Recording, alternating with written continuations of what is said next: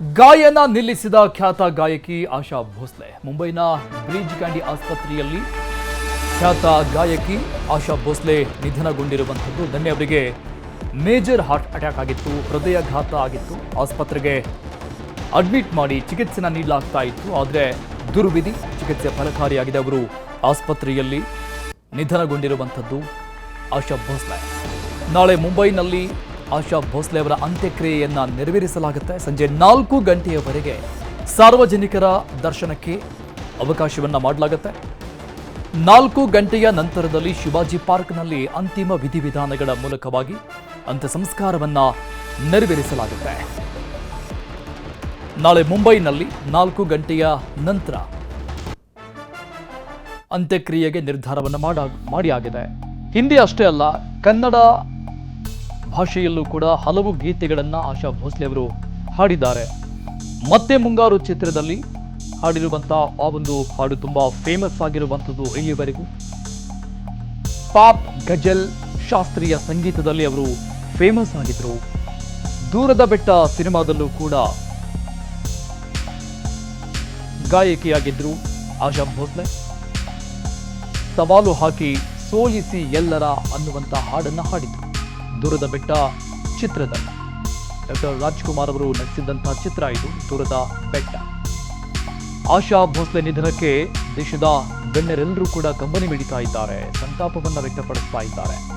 ಬರೋಬ್ಬರಿ 20,000ಕ್ಕೂ ಹೆಚ್ಚು ಹಾಡುಗಳನ್ನು ಹಾಡಿರುವಂಥದ್ದು, 20ಕ್ಕೂ ಹೆಚ್ಚು ಭಾಷೆಗಳಲ್ಲಿ ಹಾಡಿದ್ದಾರೆ. ಯಾವ ಭಾಷೆ ತೆಗೆದುಕೊಂಡರೂ ಕೂಡ ಅಲ್ಲೆಲ್ಲ ತಮ್ಮದೇ ಆದಂತಹ ಗಾಯನದ ಚಾಪನ್ನ ಮೂಡಿಸಿರುವಂಥದ್ದು ಆಶಾ ಭೋಸ್ಲೆ. आज निधन हो चुका है। कल सुबह 11 बजे वो जहाँ रहती थी कासा ग्रैंड लोअर परेल, वहाँ पर जिनको अंतिम दर्शन लेने हैं वो आप वहाँ आइए। और 4 बजे कल दोपहर को शिवाजी पार्क में इनके अंतिम संस्कार होंगे। इनका आज निधन हो चुका है।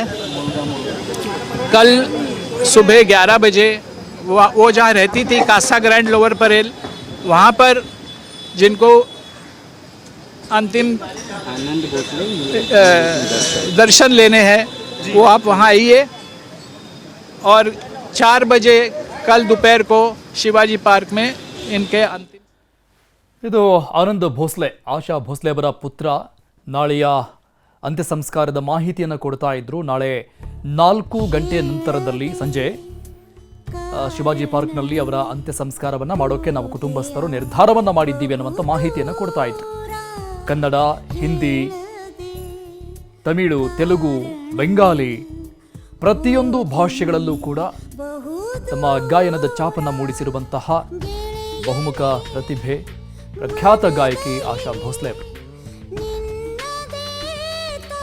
ಆಕೆಗಿರುವಂತ ಒಂದು ಎನರ್ಜಿ ಅವ್ರು ಇನ್ನೂ ಸ್ವಲ್ಪ ದಿವಸ ಇರ್ಬೇಕಿತ್ತು ಅಂತ ನನಗನ್ಸಿದ್ದು. ನಾವು ಚಿಕ್ಕವನಿಂದ ಆಸ್ ಎ ಸಿಂಗರ್ ನಾನು ಅವರಿಂದ ಬಹಳ ಕಲ್ತಿದ್ದೀನಿ. ಯಾಕೆಂದ್ರೆ ಶಿ ಇಸ್ ಎ ವೆರಿ ಒಂಥರ ವರ್ಸ್ಟೈಲ್ ಸಿಂಗರ್ ಅಂತಾರಲ್ಲ, ಯಾವ ರೀತಿ ಹಾಡುಗಳ್ನು ಹಾಡುವಂತ ಒಂದು ಕೆಲವ್ರಿಗೆ ಮಾತ್ರನೇ ಅದು ಸಿಗೋದು, ಎಲ್ಲರಿಗೂ ಸಿಗಲ್ಲ. ಆ ತರದಲ್ಲಿ ಹಾಡಿದಂತ ಬ್ಲೆಸ್ಡ್ ಸಿಂಗರ್ ಅವರು. ಅವ್ರ ಹಾಡುಗಳು ಒಂಥರ ನಮ್ ಸಿಂಗರ್ಸ್ಗೆ ಒಂದು ಸಿಲೆಬಸ್ ಇದ್ದಾಗೆ. ಪ್ರತಿಯೊಬ್ಬರಿಗೂ ಅವ್ರ ಸ್ಫೂರ್ತಿನೇ, ಹಾಡು ಹೇಳೋರ್ಗೆ ಮತ್ತೆ ಕೇಳೋರ್ಗು ಅಷ್ಟೇ. ಅವರು ಈ ತರ ಸ್ಟೈಲ್ ಹಾಡಿಲ್ಲ ಅನ್ನೋದೇ ಇಲ್ಲ. ಒಂದು ಪ್ಯಾಥೋ ಇರ್ಬೋದು, ಒಂದು ಫಾಸ್ಟ್ ಸಾಂಗ್ ಇರ್ಬೋದು, ಒಂದು ಯಾವ ತರ ಸ್ಟೈಲ್ ಬೇಕಾದ್ರೆ ಹಾಡುವಂತ ಕೆಪಾಸಿಟಿ ಇದ್ದಿದ್ದು ಮೇಡಮ್ಗೆ, ಅವ್ರ ಆಶಾ ಅವ್ರಿಗೇನೆ. ಬಟ್ ನಮ್ಗನ್ಸುತ್ತೆ ಆಸ್ ಎ ಸಿಂಗರ್ ನನ್ಗೆ ಅವ್ರ ಹಾಡುಗಳೆಲ್ಲ ಒಂದು ಸಿಲೆಬಸ್, ಅದನ್ನ ಕಲ್ತ್ರೇನೆ ಸಾಕು, ತುಂಬಾನೇ ಇಂಪ್ರೂವ್ ಆಗ್ಬೋದು ಅಂತ. ನಾನು ಈಗ್ಲೂ ಕಾರ್ಯಕ್ರಮಗಳೇ ಅವ್ರ ಹಾಡನ್ನೇ ಹಾಡೋದು. ಮತ್ತೆ ಅವ್ರನ್ನ ನಾನು ಭೇಟಿ ಆಗಿದ್ದೀನಿ. ಅಂದ್ರೆ ಈಗೊಂದು 6 ವರ್ಷದ ಹಿಂದೆ ಅವರು ಬೆಂಗಳೂರಿಗೆ ಬಂದಿದ್ರು. ನನ್ ದೊಡ್ಡ ಕನ್ಸಾಗಿತ್ತು ಅವ್ರನ್ನ ಒಂದ್ ಭೇಟಿ ಆಗ್ಬೇಕು. ಅವ್ರ ಹಾಡುಗಳೆಲ್ಲ ಹಾಡ್ತಿದ್ದೀನಿ, ಯಾವಾಗಪ್ಪ ಬರುತ್ತೆ ಇದು ಯೋಗ ಅನ್ಕೋತಾ ಇದ್ದೆ. ಬಟ್ ನನ್ಗೆ ಅವ್ರನ್ನ ಭೇಟಿ ಆಗುವಂತ ಒಂದು ಸಂದರ್ಭನೂ ಸಿಕ್ತು. ಸೊ ತುಂಬಾ ಒಂಥರ ಅವ್ರ ಜೊತೆ ಸ್ವಲ್ಪ ಹೊತ್ತು ಕಳೆದಿದ್ದು ಬಹಳ ಇನ್ನೂ ನೆನ್ಪಿದೆ ನನ್ಗೆ. ಅಂಡ್ ಅವ್ರ ಹಾಡನ್ನ ಅವ್ರ ಮುಂದೆನೆ ಹಾಡುವಂತ ಒಂದು ಅವಕಾಶನೂ ನನಗ್ ಸಿಕ್ಕಿತ್ತು. ಸೊ ಅದೆಲ್ಲ ಒಂಥರ ನೆನ್ಪಾಗ್ತಿದೆ. ಅಂಡ್ ತುಂಬಾ ಒಂಥರ ನನ್ಗೆ ಇಷ್ಟವಾದಂತಹ ಗಾಯಕಿಮ್ಮ ಅವರು. ಸಿನಿಮಾ ಸಂಗೀತ ಅಂತಲ್ಲ, ಎಲ್ಲಾ ರೀತಿಯ ಸಂಗೀತ ಹಾಡ್ತಾ ಇದ್ದವರು. ಇಬ್ರು ಮಹಾನ್ ಚೇತನರು. ಇವಾಗ ಲತಾಜಿನೂ ಇಲ್ಲ, ಆಶಾಜಿನೂ ಇಲ್ಲ, ಇಬ್ರು ಇಲ್ಲ. ಸೊ ತುಂಬಲಾರದ ನಷ್ಟ ನಿಜಕ್ಕೂನು. ಅವರ ಹಾಡುಗಳು ಕೇಳಿ ಕೇಳಿ ಬೆಳೆದೋಳು. ಸೊ ತುಂಬಾ ದುಃಖ ಆಗತ್ತೆ. ನಾನು ಚಿಕ್ಕ ವಯಸ್ಸಲ್ಲಿ ಹಿಂದಿ ಹಾಡುಗಳೇ ಬಹಳಷ್ಟು ಹಾಡ್ತಾ ಇದ್ದಿದ್ದು. ನಾನು ಮಂಗಳೂರಲ್ಲಿ ಓದಿ ಬೆಳೆದಿದ್ದು. ಅಲ್ಲಿ ಸ್ವಲ್ಪ ಹಿಂದಿ ಮ್ಯೂಸಿಕ್ ಇನ್ಫ್ಲುಯೆನ್ಸ್ ಜಾಸ್ತಿ ಇದ್ದಿದ್ರಿಂದ ನಾನು ತುಂಬಾ ಹಿಂದಿ ಕಾರ್ಯಕ್ರಮಗಳು ಕೊಡ್ತಾ ಇದ್ದೆ. ಸೊ ಆಶಾಜಿ ಅವರ ಬಹಳಷ್ಟು ಹಾಡುಗಳು ಹಾಡ್ತಾ ಇದ್ದೆ ನಾನು ಸ್ಟೇಜ್ ಮೇಲೆ.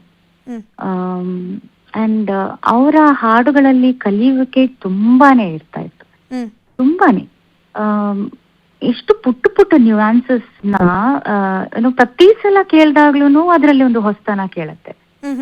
ನೀವು ಯಾವುದೇ ಸಿಂಗರ್ ಹತ್ರ ಕೇಳಿದ್ರು ಬಹುಶಃ ಅದೇ ಹೇಳ್ತಾರೆ. ಅವರ ಹಾಡು ಒಂದು ಸಿಲೆಬಸ್ ತರ ಇರುತ್ತೆ. ಅಂಡ್ ವರ್ಸಟಾಲಿಟಿ, ಅವರು ಹಾಡದೆ ಇರೋ ಅಂತ ಜಾನ್ರಾನೇ ಇಲ್ಲ.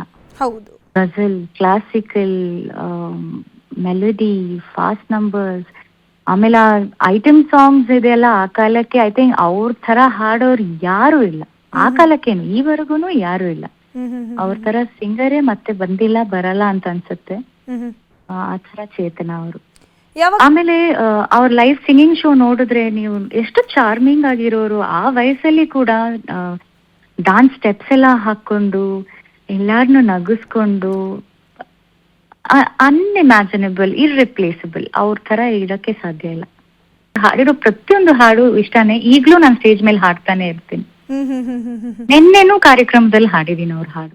ಎಷ್ಟು ವರ್ಸಟೈಲ್ ಇದ್ರು ಅಂದ್ರೆ ಭಾಷೆ, ಸ್ಟೈಲ್ ಆಫ್ ಮ್ಯೂಸಿಕ್, ಇದು ಯಾವುದು ಅವ್ರಿಗೆ ಒಂದು ಲಿಮಿಟೇಷನ್ ಆಗಿರ್ಲಿಲ್ಲ, ಬ್ಯಾರಿಯರ್ ಆಗಿರ್ಲಿಲ್ಲ. ಅವ್ರ ಜೀವನನೇ ಸಂಗೀತ ಆಗಿತ್ತು. ಸಂಗೀತಕ್ಕೋಸ್ಕರನೇ ಜೀವನ ಮುಡಿಪಾಗಿಟ್ಟಂತ ಅಕ್ಕ ತಂಗಿಯರವರು.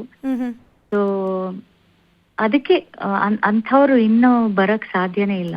ಆ ತರ ಡೆಡಿಕೇಶನ್, ಆ ತರ ಪರ್ಫೆಕ್ಷನ್. ಸುಮ್ನೆ ಹಾಡೋದಲ್ಲ, ನಿಮ್ಗೆ ಒಂದು ಮಿಸ್ಟೇಕ್ ಕಂಡು ಹಿಡಿಯಕ್ ಸಾಧ್ಯ ಇಲ್ಲ ಅವ್ರು ಹಾಡಿದಂತ. ಅಷ್ಟು ಎಲ್ಲ ಲೈವ್ ರೆಕಾರ್ಡಿಂಗ್ ಇರ್ತಾ ಇತ್ತು ಆ ಕಾಲಕ್ಕೆ. ಈಗಿನ ತರ ಟೆಕ್ನಾಲಜಿ ಬಳಸ್ಕೊಂಡು ಪಂಚ್ ಯಾವುದು ಇರ್ತಾ ಇರ್ಲಿಲ್ಲ. ಸೊ ಆ ಪರ್ಫೆಕ್ಷನ್